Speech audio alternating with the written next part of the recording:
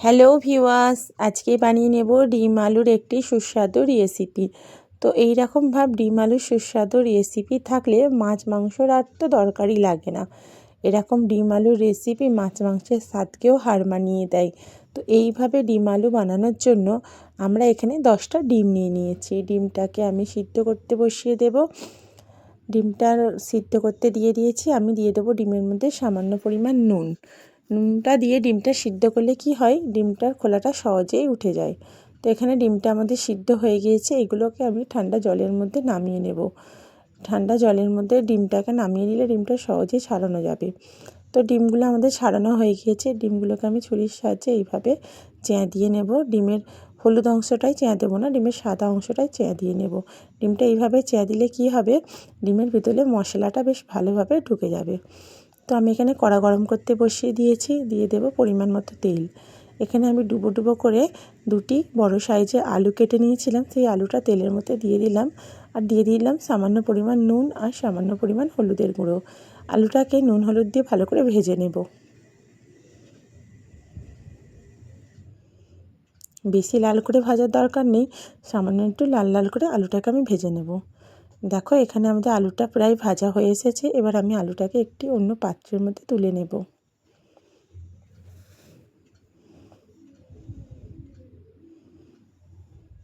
আলুগুলোকে আমাদের প্রায় তোলা হয়ে গিয়েছে সবটুকুই। এবার এই কড়াই তেল রয়েছে, এই তেলের মধ্যে আমি দিয়ে দেবো সিদ্ধ করা ডিম। সিদ্ধ করা ডিমগুলো দিয়ে আমি সামান্য নুন ছড়িয়ে দেবো। আমি কিন্তু এখানে শুধু নুনই দিচ্ছি, হলুদ আর দিচ্ছি না। তেলের মধ্যে যেহেতু হলুদ আছে, ওই জন্য আমাকে আর হলুদ দিতে লাগবে না। তো ডিমগুলোকে আমি বেশি করে লাল করে ভাজবো না, ডিমগুলোকে আমি হালকা লাল করে ভেজে তুলে নেব। ডিমের উপরের অংশটা বেশি লাল হয়ে গেলে খেতে একদমই ভালো লাগে না। দেখো ডিমগুলো আমাদের ভাজা হয়ে গিয়েছে। ডিমগুলো এবার আমি তুলে নেব। ডিমগুলো আমাদের তোলা হয়ে গিয়েছে। এই কড়ার তেলের মধ্যে আমি দিয়ে দেব 1 চামচ পরিমাণ গোটা জিরে আর দিয়ে দেব 3টে তেজপাতা।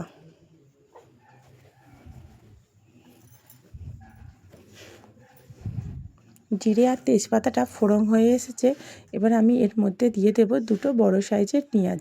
আমি এখানে 2টো বড় সাইজের পেঁয়াজ কুচিয়ে রেখেছিলাম, ওটাই আমি এই তেলের মধ্যে দিয়ে দিলাম। আর দিয়ে দেব 1 চামচ পরিমাণ সরিষার তেল। তেলের মধ্যে পেঁয়াজটাকে বেশ ভালো করে নাড়াচাড়া করে ভেজে নেব। আর দিয়ে দেব 6 থেকে 7টা কাঁচা লঙ্কা। আমি এখানে 7টা কাঁচা লঙ্কা চিড়ে রেখেছিলাম, ওটাই আমি পেঁয়াজের সঙ্গে দিয়ে পেঁয়াজটাকে ভালো করে ভেজে নেব। তো আমি সামান্য পেঁয়াজের মধ্যে নুন দিয়ে দেব।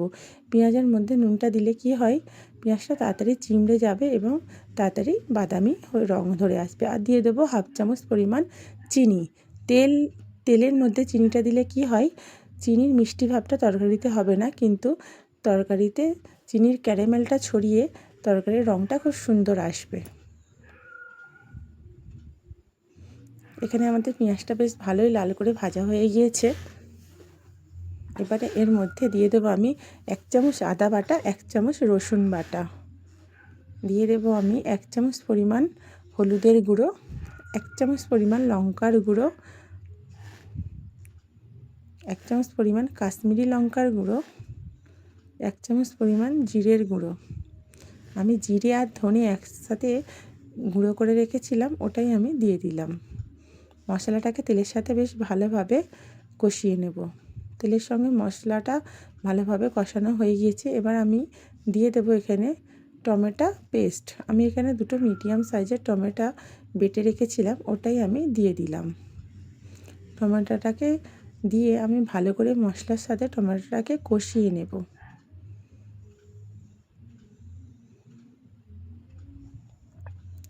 এখানে আমাদের টমেটো কষানো বেশ ভালোই হয়ে গিয়েছে। এবার আমি ভেজে রাখা আলুগুলো মশলার মধ্যে দিয়ে দেব। মশলার মধ্যে আলুগুলো দিয়ে আলুটার সঙ্গে মশলাটা বেশ ভালো করে কষিয়ে নেব। এখানে আমি 2 থেকে 3 মিনিট আলুটাকে মশলার সাথে কষিয়ে নিলাম। দিয়ে দেব 1 কাপ পরিমাণ জল।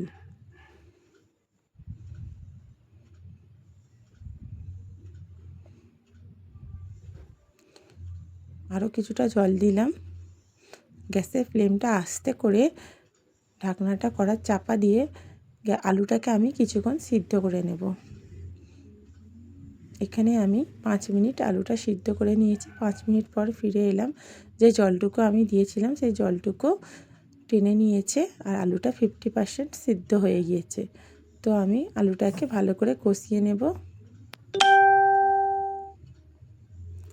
দিয়ে দেবো সিদ্ধ করে রাখা ডিম। যে ডিমটা আমি সিদ্ধ করে ভেজে নিয়েছিলাম সেই ডিমটাই আমি আলুর মধ্যে দিয়ে দিলাম। ডিমটা দিয়েও আমি কিছুক্ষণ কষিয়ে নেব। আমি যে তেলে পেঁয়াজ ভাজছিলাম তখন আমি সামান্য নুন দিয়েছিলাম, ওই জন্য এখন নুনটা চেক করলাম, নুনটা কম হয়েছে, ওই জন্য আরও 1 চামচ নুন দিলাম। তোমরা নুনটা তোমাদের পরিমাণ মতো দিয়ে নিও।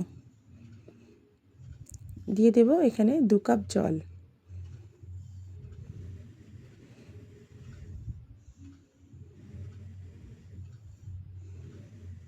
দেখছো এখানে তরকারির কালারটা কত সুন্দর এসেছে।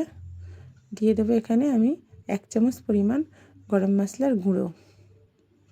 গরম মশলার গুঁড়োটা দিয়ে আমি গ্যাসের ফ্লেমটা লো টু হাই করে কড়ার ঢাকনা চাপা দিয়ে 10 মিনিট এটাকে সিদ্ধ করে নেব।